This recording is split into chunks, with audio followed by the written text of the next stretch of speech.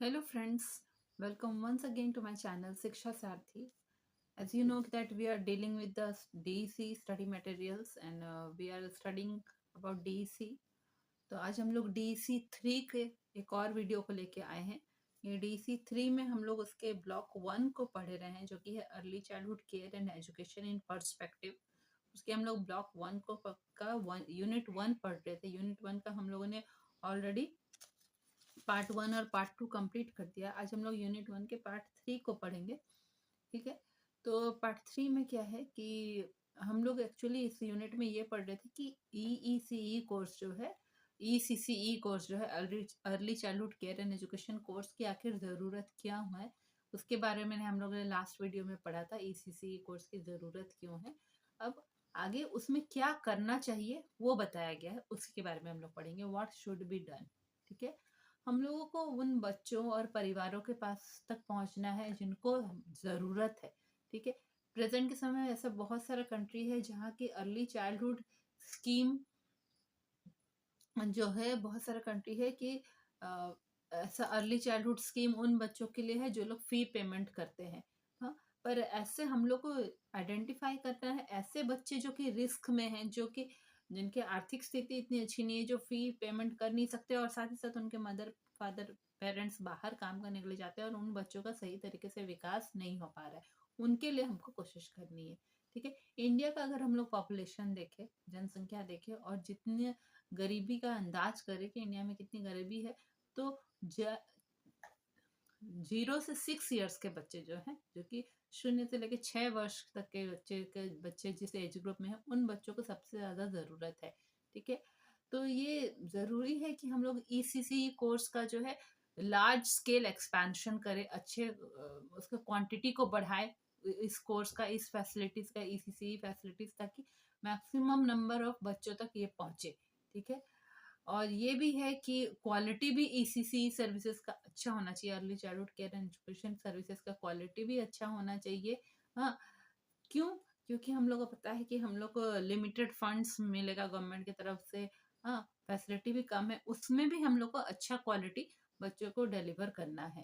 ठीक है, तो ये कितना दूर तक ये पॉसिबल है कि हम कॉस्ट को कम से कम रख सके एक ECC प्रोग्राम में, और कम कॉस्ट हम करेंगे तो हम लोग ज़्यादा बड़े पॉपुलेशन को कवर कर पाएंगे, ज़्यादा लोग उसको अफोर्ड कर पाएंगे और साथ ही साथ गुड क्वालिटी भी हम रख पाएंगे। ठीक है, तो एक्सपर्ट लोग क्या ये ओपिनियन देते हैं, अपना विचार देते हैं कि जब हम लोग उसमें जो खर्च लगा रहे हैं, इन्वेस्टमेंट जो लगा रहे हैं, जो इनपुट कर रहे हैं, वो अगर एक बिल्कुल अ, जितनी ज़रूरत है उससे भी कम हम लोग इनपुट करेंगे, हम लोग अपनी तरफ से कम एफर्ट देंगे या कम फैसिलिटीज देंगे अगर उसमें, है ना, तो क्या होगा कि प्रोग्राम का क्वालिटी पूरा गिर जाता है, प्रोग्राम का इफेक्टिविटी गिर जाता है, प्रोग्राम का जो ऑब्जेक्टिव है कि बच्चों का सर्वांगीण विकास हो, वो घट जाता है।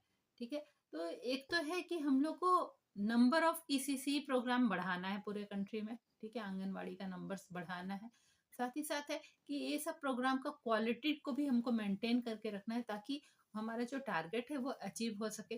और वो क्वालिटी के मेंटेन करने के तरीके में क्या है कि हम लोग को एडिक्वेट और अप्रोप्रिएट ट्रेनिंग भी देना है लोगों को, जो ये प्रोग्राम अच्छे से करा सके। ठीक है, साथ ही साथ जो है, जो मटेरियल्स हम लोग को देना है आंगनबाड़ी केंद्र वगैरह में, ताकि उन मटेरियल्स की मदद से बच्चों को सिखाया जा सके, वो उनकी भी बहुत ज़रूरत है, उस पर भी ध्यान देना ज़रूरी है।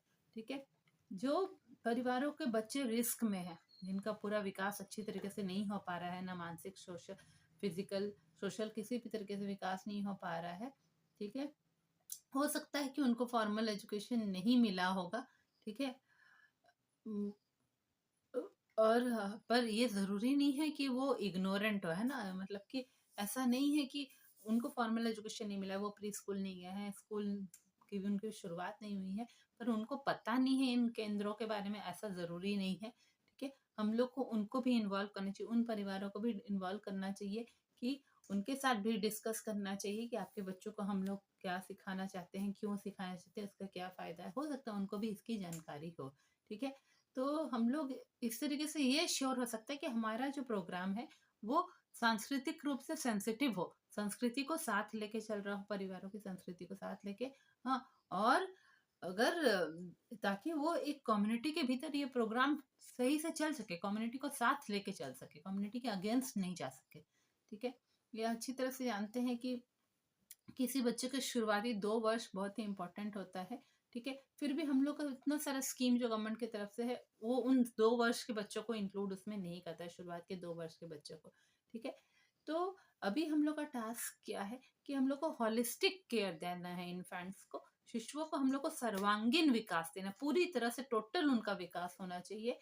ठीक है, और जो प्रोग्राम सेंटर जो बना है वो होम बेस्ड होना चाहिए, मतलब बच्चे को घर जैसा फील हो। ठीक है, ऐसा होम बेस्ड प्रोग्राम सेंटर सब बनना चाहिए। ठीक है, अब है कि जितना अलग अलग तरह का प्रोग्राम है उसको जोड़ने का कोशिश किया जा रहा है, कन्वर्ज करने का कोशिश किया जा रहा है। ये भी एक ऑब्जेक्टिव लेके चल रहे हैं कि जो अलग अलग सेंटर पे अलग अलग चीजें सिखाई जा रही है उन सबको जोड़ने की कोशिश की जा रही है। बस है कि खाली देखिए किसी सेंटर में उसका पोषक तत्व खाने को दिए जा रहे हैं, तो सिर्फ उनको पोषण ही नहीं देना है, उनके हेल्थ का भी ध्यान रखना है, मतलब कि साथ में एक डिस्पेंसरी केयर भी होना चाहिए, उनके एजुकेशन को भी ध्यान रखना है। तो ये जरूरत है कि पोषण, स्वास्थ्य और एजुकेशन सबको एक साथ जोड़ के ऐसा प्रोग्राम बनाना चाहिए। ठीक है, तो इसलिए बोलते हैं कि ईसीसी प्रोग्राम जो है वो हॉलिस्टिक होना चाहिए, इन नेचर होना चाहिए, मतलब कि उसमें समग्र चीजें होनी चाहिए, सर्वांगीण विकास बच्चे का हो ऐसा ईसीसी प्रोग्राम होना चाहिए। ठीक है, अब है कि प्रैक्टिकली वो बहुत अच्छा काम करे, प्रैक्टिकली सक्सेसफुल हो ईसीसी प्रोग्राम। इसलिए ऐसा कॉम्बिनेशन लगाना चाहिए कि हाँ किस तरीके से बच्चों को हम स्वास्थ्य सेवा भी दे पाएंगे, वहां पे सब कुछ दे पाएंगे, वो एक प्रैक्टिकल तरीके से सोचना चाहिए। इम्प्रैक्टिकल तरीके से सोचे हाँ हम ये भी कर देंगे वो भी कर देंगे, ऐसा नहीं है। जिस क्षेत्र में वो प्रोग्राम खुल रहा है उस क्षेत्र को लोगों को आप किस तरीके से सब कुछ दे पाएंगे वो प्रैक्टिकल सोल्यूशन सोच के करना चाहिए।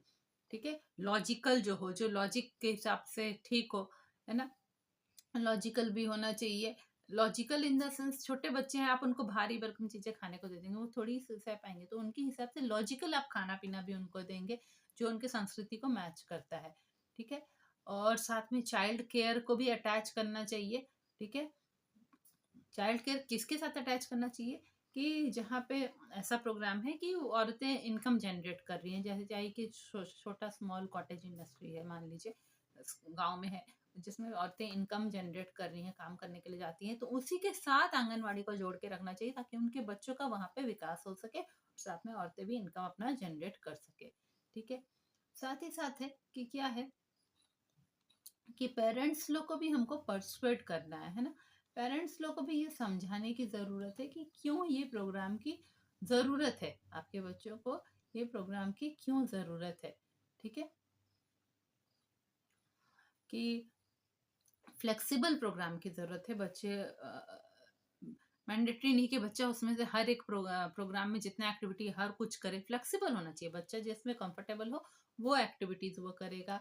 चाइल्ड सेंटर्ड एजुकेशन होना चाहिए, यानी कि चाइल्ड को दिमाग में रख के वो एजुकेशन देना चाहिए जिसमें चाइल्ड ज्यादा एक्टिविटी करे, है ना, चाइल्ड अपने आप को जैसे जिसमें ज्यादा एक्सप्रेस कर पाए, टीचर उनको इंस्ट्रक्ट कम करे, चाइल्ड खुद से अपने आप को एक्सप्रेस कर पाए, ऐसा चाइल्ड सेंटर्ड एजुकेशन होना चाहिए। और ये फ्लेक्सिबल होना चाहिए, बहुत टाइट नहीं होना चाहिए कि हाँ आज बच्चों को ये करना ही है जरूरी है, नहीं, बच्चे जिसमें कंफर्टेबल हो उस तरीके से करना चाहिए। तो इसके लिए हम लोग को पेरेंट्स को परसुएट करना है, पेरेंट्स को समझाना, और ये बहुत मुश्किल नहीं हो सकता है। ठीक है, हाँ, ये है कि फॉर्मल स्किल बच्चों को फॉर्मल स्किल सिखाना एक थोड़ा प्रेशर होता है। ठीक है, कि बच्चों को एक तरीके से कि हाँ चलो खाने के पहले हाथ धोना है, इस तरीके से बैठना है, इस तरीके से लोगों से बात करना, ये सब फॉर्मल स्किल सब बच्चों को सिखाना थोड़ा मुश्किल होता है, जो कि नॉर्मली पेरेंट्स और टीचर को दिखाई भी नहीं देता है कि हाँ ये सब मुश्किल है, पर एक्चुअली वो सब सिखाना चीज वो सब मुश्किल होता है।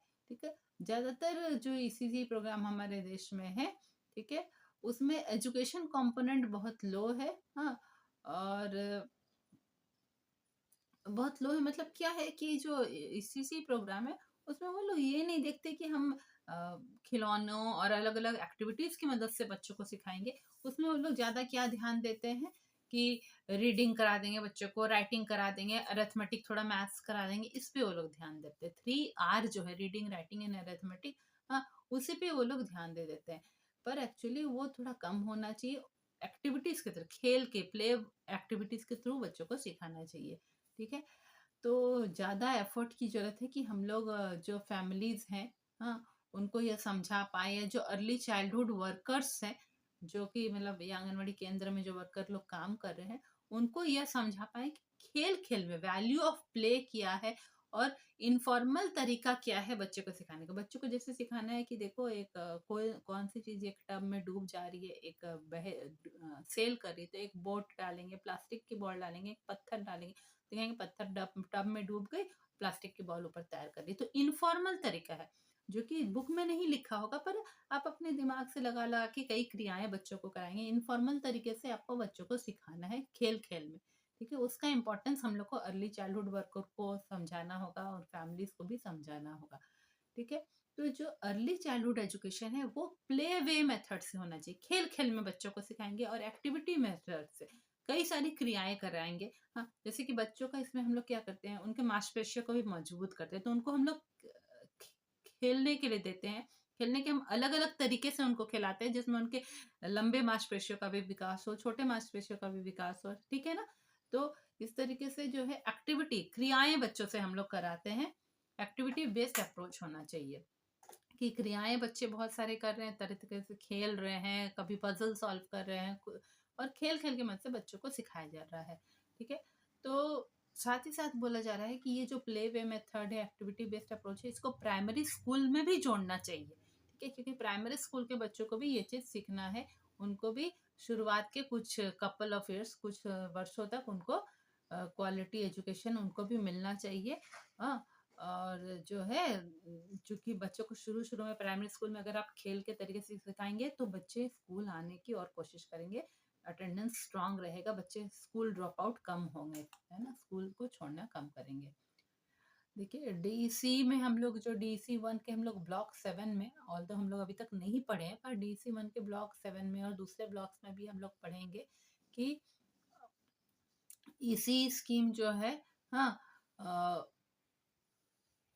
इसी जो स्कीम है गवर्नमेंट का, वो बहुत स्मॉल स्केल में चल रहा है, छोटे छोटे स्केल पे चल रहा है।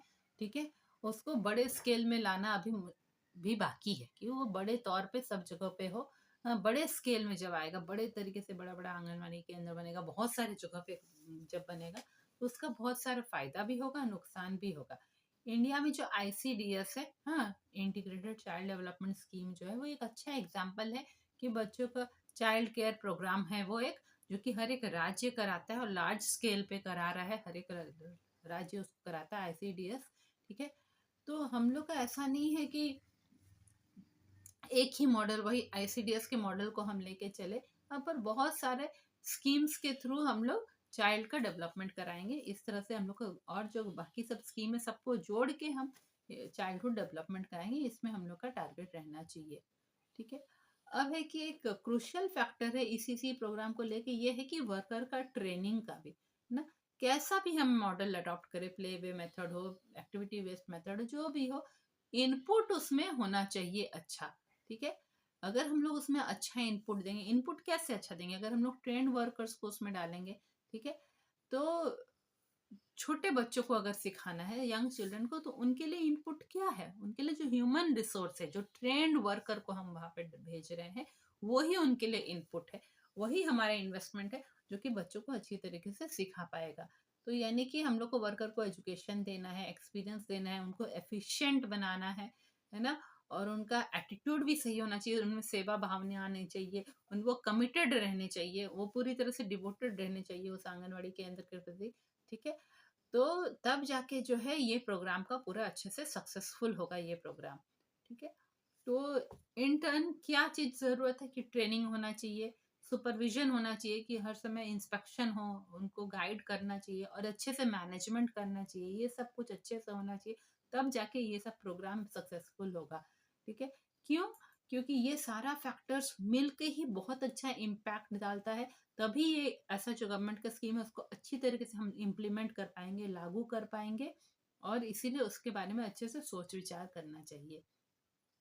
और फाइनली क्या क्वेश्चन है, फाइनेंस का क्वेश्चन है, खर्च का क्वेश्चन भी है यहाँ पे।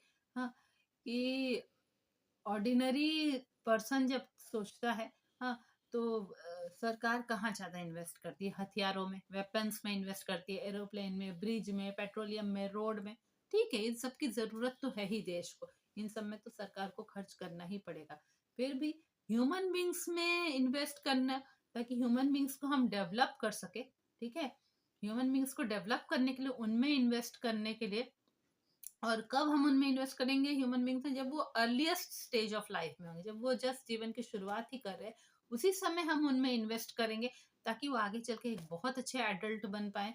ठीक है, तो लोग ये जानना चाहते हैं, हाँ, कि pre school program cost effective है कि नहीं। लोग ये भी जानना चाहते हैं कि जितने फीस वो देंगे या जो भी खर्च पड़ रहा है प्री स्कूल प्रोग्राम में, क्या उसका रिजल्ट उतना निकल के आ रहा है कि नहीं, उतना रिटर्न मिल रहा है कि नहीं। ठीक है, तो हम लोग का ये है अभी के समय में कि हम लोग को पूरा एडवोकेट करना हो, हम लोग को लोगों को समझाना होगा कि हाँ, चाइल्ड डेवलपमेंट प्रोग्राम का बहुत ज़रूरत है, और बहुत ज़ोर की आवाज़ में लोगों को ये बात समझाना होगा। इस कोर्स का ये जो कोर्स है, इसका आउटकम क्या होगा कि बहुत सारे लोग जो हैं वो अपनी आवाज़ उठाएंगे कि हाँ, बच्चों के हित में आवाज़ उठाएंगे कि बच्चों को ज़रूरत है इस प्रोग्राम का। ठीक है, तो आपकी ये DC3 में इसी की पढ़ाई हम लोग कर रहे हैं। अब कुछ कुछ जो है some ECCE programs outside India, India के बाहर भी कुछ कुछ ECCE प्रोग्राम है, उसके बारे में बात हम लोग करेंगे। ठीक है, एग्जाम्पल दूसरे दूसरे देशों का भी है, जैसे नेपाल प्रोजेक्ट एंट्री पॉइंट। ठीक है, इस प्रोजेक्ट का खर्च बहुत कम है, वो जितने भी स्कीम पहले से है उसके साथ वह जुड़ा हुआ है, और जो है reflects a creative response to the need of the rural poor. उसमें क्या है स्कीम में कि जो गांव के गरीब लोगों की जो ज़रूरत है, उन ज़रूरतों का ही उन ज़रूरतों के ही हिसाब से इन प्रोग्राम को बनाया गया है। ठीक है, नेपाल प्रोजेक्ट एंट्री पॉइंट जो है वुमेन लोग को यह टाइम देता है कि वो अपना जो भी इकोनॉमिक एक्टिविटीज़ है, वो जो भी घर के लिए रोजगार करने जा रही हैं, वो उस समय वो जा सके, और साथ ही साथ जो है वो बच्चे का रिस्पॉन्सिबिलिटी भी कहीं दे सके, बच्चों का अच्छे से केयर भी हो। इसी के लिए ये प्रोजेक्ट एंट्री पॉइंट बनाया गया है। ठीक है, कि बच्चों का जिम्मेदारी भी उठा सके वो, साथ साथ वो घर के लिए पैसे भी कमा सके। तो वुमेन क्या करती हैं इसमें कि अपने आप को छोटे छोटे ग्रुप्स में डिवाइड किए, 5 और 6 ग्रुप में डिवाइड किए रोटेटिंग बेसिस पे। हाँ, और हर एक वुमेन बच्चों का केयर लेती है 1 सप्ताह के लिए अपने घर पे। देखिए, 5-6 वुमेन ने अपना ग्रुप बना लिया है, उनमें से कोई एक औरत 1 सप्ताह के लिए सारे बच्चों को अपने घर में रखेगी, उनका देखभाल करेगी, और बाकी 5 औरतें अपने काम पे जाएंगे। फिर नेक्स्ट वीक एक दूसरी औरत रखेगी अपने घर पे सारे बच्चों को, उनका देखभाल करेगी, और फिर दूसरी औरत जाएगी, बाकी 5 काम पे जाएंगे। इस तरह सबको रोजगार करने का भी अवसर मिलेगा और बच्चों की देखभाल भी होगी। ठीक है, इसमें क्या है कि जितनी भी माताएं जो बच्चों को रख रही हैं, उनको ट्रेनिंग दिया जा रहा है, बेसिक किट भी दिया जा रहा है कि इन सामान की मदद से आप बच्चों को सिखा सकती हैं। साथ साथ कुछ खिलौने भी दिए जा रहे हैं, खेलने के सामान भी दिए जा रहे हैं। ठीक है, ये डिसेंट्रलाइज्ड कम्युनिटी प्रोग्राम है। क्या क्या है कि ये गवर्नमेंट का, सेंट्रल गवर्नमेंट की तरफ से नहीं है, हाँ, उसको तोड़ तोड़ के दिया गया है। डिसेंट्रलाइज्ड कम्युनिटी प्रोग्राम है, और इसमें फैसले कौन लेती है? जो माता है वही फैसला लेती है कि किस तरह से बच्चों को सिखाना है। तो ये भी एक सक्सेसफुल एफर्ट है, क्योंकि बहुत प्रैक्टिकल इफेक्ट लग रहा है। ठीक है, नेपाल प्रोजेक्ट एंट्री पॉइंट था। इसी तरह Peru's program of initial education, Pronoei, PRONOEI, Peru's program of initial education. ठीक है, इस प्रोग्राम की शुरुआत कहाँ से हुई? एक यूनिवर्सिटी से हुई, जहाँ के वॉलंटियर लोग जो थे, वो लोगों ने प्लान किया कि हम जो है बच्चों को न्यूट्रिशन देंगे, पोषक तत्व खाने को देंगे, उनको एजुकेशन देंगे बच्चों को। ठीक है, वो लोगों ने प्लान किया कि हम पोषक तत्वों की एजुकेशन माताओं को देंगे कि किस तरह के पोषक तत्व बच्चों को खिलाने चाहिए। साथ ही साथ उन्होंने ये भी प्लान किया कि हम लोग सुबह का स्नैक्स बच्चों के लिए बनाएंगे, मिड मॉर्निंग स्नैक्स बनाएंगे 3 से 5 वर्ष के बच्चों के लिए। एक यूनिवर्सिटी के वॉलंटियर्स ने ये सब प्लान किया। ठीक है, उन्होंने किस एरियाज को सिलेक्ट किया? जो कि गांव ऊंची ऊंची जगहों पे थे, पहाड़ों पे जो गांव थे, हाईलैंड्स पे, वहां पे वो लोग सिलेक्ट किए, जहाँ की IMR वॉज हायर देन 150। ठीक है, इन्फेंट मोर्टिलिटी रेट, इसके बारे में हम लोगों ने पढ़ा है पहले भी। तो इन्फेंट मोर्टिलिटी रेट जहाँ पे कि 150 से ज़्यादा है, ठीक है। उन जगह पे वहाँ पे उन्होंने सेलेक्ट किया कि जहाँ के जो है बच्चे अच्छे से रह पा रहे हैं, वहाँ पे उन्होंने सेलेक्ट किया। ठीक है। और जो है मोर्टेलिटी रेट हम लोगों ने पढ़ा है ना कि जहाँ मोर्टेलिटी रेट क्या होता है कि जहाँ पे बच्चे जन्म के कुछ वर्षों तक जीवित रहते हैं, जल्दी मरते नहीं है, तो वहाँ पे मोर्टेलिटी रेट हाई रहता है। तो उन लोगों ने उन गाँव को सिलेक्ट किया, ऊंचे पहाड़ों वाले गाँव को, जहाँ infant mortality rate higher than 150 था। तो शुरुआत से ही जो है नॉन फॉर्मल प्री स्कूल की शुरुआत हुई। ठीक है। एक मॉडल उन्होंने बनाया जहाँ की नॉन फॉर्मल प्री स्कूल है, जैसे कि कॉपी किताब में पढ़ाई होती है उस तरीके से नहीं, अलग तरीके से पढ़ाई हो, वैसे उन लोगों ने एक प्री स्कूल का मॉडल वहां पे बनाया। गवर्नमेंट ने इस मॉडल को और भी बढ़ा दिया। ठीक है। हर एक चिल्ड्रन चिल्ड्रन हाउस उन्होंने बनाया। चिल्ड्रन हाउस में करीब करीब 30 बच्चे थे। हाँ, मदर्स जो थी इन बच्चों की, वो लोग टर्न लेती थी, कभी कुछ माताएं मिलकर मॉर्निंग स्नैक बनाई, फिर दूसरी बार दूसरी माताएं मिलकर मॉर्निंग स्नैक बनाती थी। प्री स्कूल टीचर उनका जो था, उनको एनिमेटर कहते थे।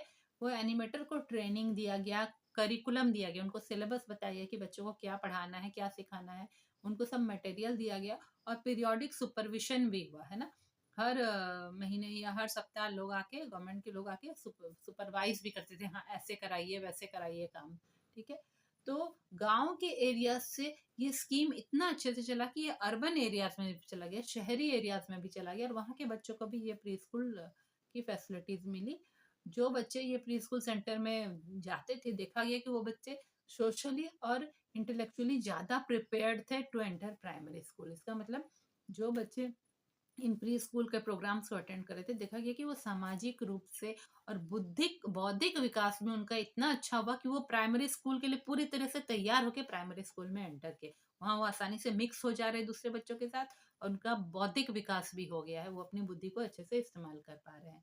तो ये बहुत ही अच्छा एग्जाम्पल है कम्युनिटी पार्टिसिपेशन का, इसमें कम्युनिटी को मदद अपने साथ मिल के उनको जो मटेरियल और सर्विसेज उनको दिया जा रहा है गवर्नमेंट की तरफ से, उन सबको मिला के पेरेंट्स के ही हाथ में सारे फैसले रहते हैं कि बच्चों को क्या खिलाना है, कैसे सिखाना है, और साथ साथ एक एनिमेटर भी उनके साथ रहता है।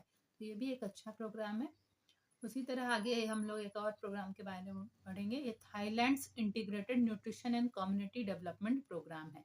हाँ, ये थाईलैंड का एक प्रोग्राम है जिसमें क्या बताया जा रहा है कि जहाँ जहाँ गरीबी बहुत ज़्यादा होती है, तो वहाँ पे नेशनल स्कीम की ज़्यादा ज़रूरत होती है। ठीक है। कि गवर्नमेंट स्कीम्स लाए ऐसे डेवलपिंग कंट्री में जहाँ जहाँ गरीबी ज़्यादा होती है। थाईलैंड में एक प्रोग्राम लाया गया जिसमें गरीबी हटाने के लिए, गरीबी को इरेडिकेट करने के लिए, पॉवर्टी को इरेडिकेट करने के लिए उन लोगों ने एक प्रोग्राम लाया। उसके साथ साथ उन लोगों ने community based primary health care with nutrition education supplementation and growth monitoring, देखिए कितनी चीज़ों को उन्होंने इंटीग्रेट किया। एक तो गरीबी हटाने की कोशिश का एक प्रोग्राम है, साथ ही साथ उन्होंने प्राइमरी हेल्थ केयर, प्राथमिक स्वास्थ्य सेंटर एक बनाया है। ठीक है। साथ ही साथ उसमें वो पोषक तत्वों के खाने के लिए भी एजुकेट करेंगे लोगों को कि आपको क्या खाना चाहिए, बच्चों को क्या खिलाना चाहिए। साथ ही साथ सप्लीमेंट भी देंगे बच्चों को, विटामिन मिनरल्स के एक्स्ट्रा जो टैबलेट्स ड्रॉप्स वो सब दिया जाएगा। साथ ही साथ ग्रोथ मॉनिटरिंग भी होगी, बच्चों का ग्रोथ ठीक हो रहा है कि नहीं उनकी उम्र के हिसाब से। ये सब चीज़ों को उन्होंने जोड़ा गया। न्यूट्रिशन का एजुकेशन देते थे, पोषक खाना कैसे खाना है, क्या खाना है, उसका तो एजुकेशन दिया गया। साथ ही साथ ये भी दिया गया, देखा गया अटेंशन क्या चीज पे दिया गया, ध्यान दिया गया कि interpersonal and psycho social details पे भी ध्यान दिया गया, specially care giver child activities में। उनमें देखा गया कि बच्चों के बच्चों का जो सामाजिक विकास कैसा हो रहा है, साइकोलॉजिकल विकास कैसा हो रहा है, एक दूसरे के साथ वो कैसे बच्चे डील कर रहे हैं, और खासकर जो केयर गिवर है और वो बच्चों को क्या एक्टिविटी करा रहा है, वो बच्चों के साथ कैसे उसका साइकोलॉजिकल इंटरेक्शन अच्छा हो रहा है, बच्चों का साइकोलॉजिकल डेवलपमेंट कैसा हो रहा है, इस पे भी ध्यान दिया गया। ठीक है। These were respectful of the culture, ये संस्कृति को साथ साथ में लेके चला गया, संस्कृति के खिलाफ नहीं है, उस देश की संस्कृति के साथ साथ लेके चला गया, उसको आदर सम्मान देते हुए। तो इसमें ऐसा कुछ नहीं था कि बाहर की कोई चीजों को उन लोगों ने इसमें घुसाया है, नहीं, देश की संस्कृति को साथ साथ लेके चले। ठीक है। मैसेज देने के लिए वीडियो कैसेट्स का यूज किया गया, वीडियो देख देख के वीडियो के थ्रू जो है वो केयर गिवर लोग को मैसेज दिया गया, कम्युनिटी के लोगों को मैसेज दिया गया। यहाँ तक कि जो माताएँ अनपढ़ थी, वो भी वो वीडियो देख के बहुत कुछ सीख पाईं कि किस तरह का खाना-पीना बच्चों को देना है, बच्चों के साथ कैसे साइकोलॉजिकली इंटरैक्ट करना है, ठीक है? तो जो ये हेल्थ कम्युनिकेटर थे, जो कि स्वास्थ्य के बारे में जानकारी देते थे, उनका भी बहुत सारा रोल था। वो लोग सप्लीमेंट डिस्ट्रीब्यूट करते थे, मिनरल, विटामिन ये सब डिस्ट्रीब्यूट देते थे माताओं को, बच्चों को। और साथ ही साथ जो है वीडियो ऑपरेट भी करते थे, ठीक है? तो इस तरह जो उनका खर्च था वो भी कम था, क्योंकि एक ही व्यक्ति बहुत सारे काम कर ले रहा था, तो उनका ऑपरेशनल खर्च भी बहुत कम आया। तो इसका मतलब है, कंक्लूड हम लोग कर सकते हैं कि अर्ली चाइल्डहुड डेवलपमेंट में इन्वेस्टमेंट करना ज़रूरी है, ताकि कल का भविष्य बहुत उज्जवल हो, ठीक है? अ, तो बहुत सारे आपको हम लोगों ने आर्गुमेंट दिए हैं कि क्यों ज़रूरत है अर्ली चाइल्डहुड केयर की। ये कोर्स खत्म होने के पहले ही आप समझ जाएँगे कि एक चाइल्ड डेवलपमेंट वर्कर को कैसा होना चाहिए, उसमें क्या-क्या खूबियाँ होनी चाहिए, ठीक है? तो साथ ही साथ ये आप ये भी बोलेंगे, हम लोग आशा करते हैं कि आप लास्ट में कोर्स कंप्लीट होने पे ये भी बोले कि हाँ, इसकी ज़रूरत है। डीसी, ईसीसी प्रोग्राम की ज़रूरत है। और जो लोग पॉलिसी बनाते हैं गवर्नमेंट वालों को, उनको आप इन्फ्लुएंस भी कर पाएँगे, उन पे आप प्रेशर भी डाल पाएँगे कि नहीं, ऐसे प्रोग्राम की ज़रूरत है अच्छे भविष्य के लिए, और ऐसा हम लोग के एरियाज़ में भी ऐसे प्रोग्राम होने चाहिए। ठीक है?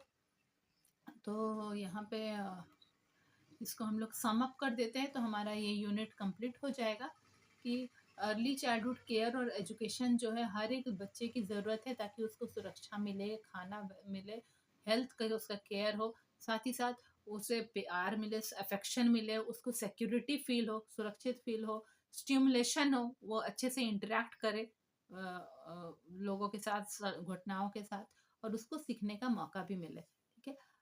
अच्छा चाइल्डहुड केयर शुरुआती दौर में अच्छा, बचपन के शुरुआती दौर में अच्छा केयर मिलने से बच्चे अपनी पूरी क्षमता के साथ, फुल पोटेंशियल के साथ डेवलप होंगे और एक प्रोडक्टिव एडल्ट में चेंज होंगे। जब वो बड़े एडल्ट बनेंगे तो वो समाज को बहुत कुछ दे पाएंगे, इस तरह का वो एडल्ट्स बनेंगे, ठीक है? अर्ली चाइल्डहुड केयर और एजुकेशन एक बहुत ही इंपॉर्टेंट इशू है। उससे बहुत रिसर्च करने के बाद बताया गया है उसमें कि क्या इम्पोर्टेंस है अर्ली चाइल्डहुड, शुरुआती बचपन के समय वर्षों का क्या इम्पोर्टेंस है।